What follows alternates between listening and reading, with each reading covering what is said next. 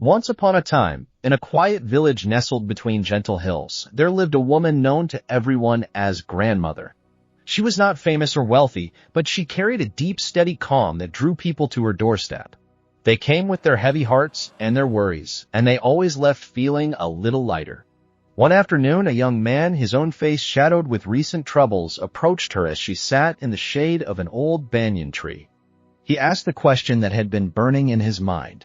"Grandmother," he began, "forgive my asking, but how is it that you are always so peaceful and content? I have watched you. The rains come, the crops fail, yet your spirit does not break. Don't you feel sadness when life is difficult?" The old woman looked at him, her eyes holding a lifetime of seasons. She did not laugh or dismiss his question. Instead, she offered a gentle smile. "Of course I feel sadness," she said. "I feel it as deeply as anyone. The difference is not that I avoid the storm, but that I have learned how to walk through it without losing my way." "But how?" the young man pressed. "When something terrible happens, how can you not be overcome?" "Let me tell you a story from my own life," she said, her voice soft as the rustling leaves. "When I was much younger, I had a family, a husband I loved and two small children. We did not have much in terms of money or possessions, but our home was filled with laughter and love. Then a sickness came to our village. My husband grew weak. We tried every remedy, we called for every doctor we could find, but his body could not fight it. He passed away." She let the silence sit between them for a moment, the memory still vivid. The grief was a physical weight. It was like a heavy, dark cloak I could not take off. I cried until I had no tears left. For a long time, I moved through my days like a shadow, going through the motions for my children. I believed the color had gone from the world forever. "Then what changed?" the young man asked, his voice barely a whisper. "Time, first of all," she said, "but not time alone. I began to understand a crucial distinction.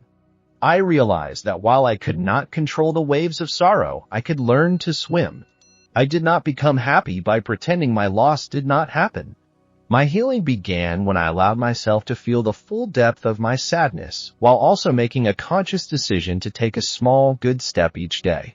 People often say happiness is a choice. I believe it is more accurate to say that our daily actions and our focus are choices we can make, even when our hearts are heavy." "What were these steps?" he inquired, leaning forward. "They were simple things," she explained. "So simple they almost seemed foolish. But their power is in the daily practice, not in any single grand gesture. I settled on 3 habits that countless others have also found helpful, and their benefits are even supported by research in psychology. The first was a practice of gratitude. Each morning, before I even rose from my bed, I would name 3 things I was thankful for. Some days, it was as basic as the warmth of the blanket, the sound of my children breathing, or a bird singing outside my window. I was not ignoring my pain. I was simply reminding my mind that even in the darkest night, there are still points of light. Studies have shown that consistently writing down or naming a few things you are grateful for can, over time, rewire the brain to notice the positive more readily, which improves overall well-being. The second was a gentle shifting of my thoughts. When a worried or hopeless thought would circle in my mind, I learned to gently ask it a question. I would ask, is there another, more helpful way to see this situation? Psychologists call this cognitive reframing. It is not about pretending a bad thing is good. It is about looking for a perspective that is equally true, but gives you the strength to carry on.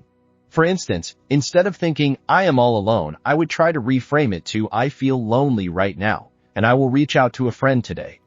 This simple act of questioning our automatic negative thoughts is a powerful tool to reduce distress and create emotional resilience. And the third, she continued, was connection and purpose. I made myself visit a neighbor even when I did not feel like it. I offered to help with small tasks in the village. When we feel useful and connected to others, it reminds us that we are part of something larger than our own suffering. A robust body of research confirms that strong social bonds and a sense of purpose are among the most significant predictors of a contented life. We're not meant to heal in isolation. The young man thought for a moment.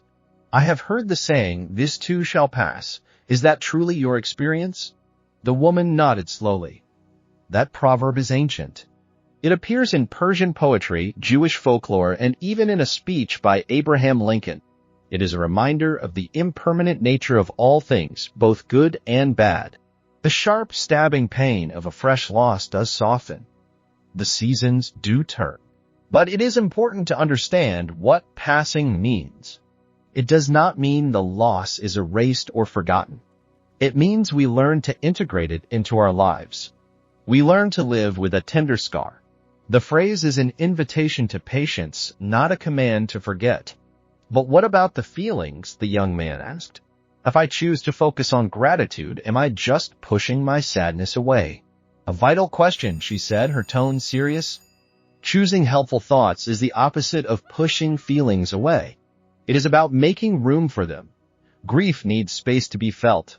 Exhaustion needs rest. If a sadness is so heavy that it prevents you from living for a long time, it is a sign of strength, not weakness, to seek support from a friend, a trusted elder, or a professional counselor. Getting help is one of the most courageous choices a person can make. So what does a day look like with these practices? He wondered. It looks very ordinary, she reassured him. In the morning, I name my 3